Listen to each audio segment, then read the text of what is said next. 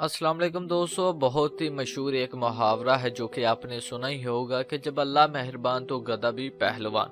सबसे पहले आप ये वीडियो देखें, उसके बाद हम बात करते हैं।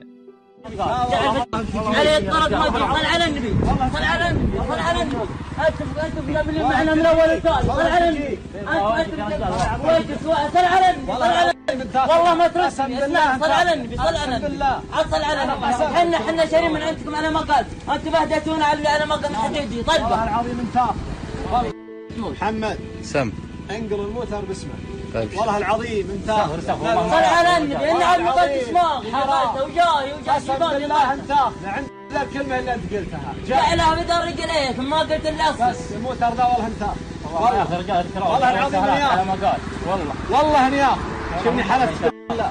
والله ما عاد يصير على ملكي والله ما عاد يصير على ملكي والله ما يصير على ملكي الا على ملكك ينقلها محمد بن عبد الرحمن لك الموتر ذا عطيه وانا محمد انت ترفع الراس يا دوسي انها بدلت ما ترفعون الراس تسلم جعلك تسلم من بعدكم جعلك تسلم جعلك تسلم عليك زوج عرض لك عطيه هديه ما وراها جزيه والله العظيم ثم والله ما يعود لها عوض لا منك ولا من علي الحرام والله العظيم ثم علي الحرام انت تموت كرامتك والله انت تموت ان بغيت تجيك هناك ان بغيت تزورنا في محل ما غترت على راسي جعلها الموتر ترى عليهين الله يطول في جنب الحال وينقل محمد باسمك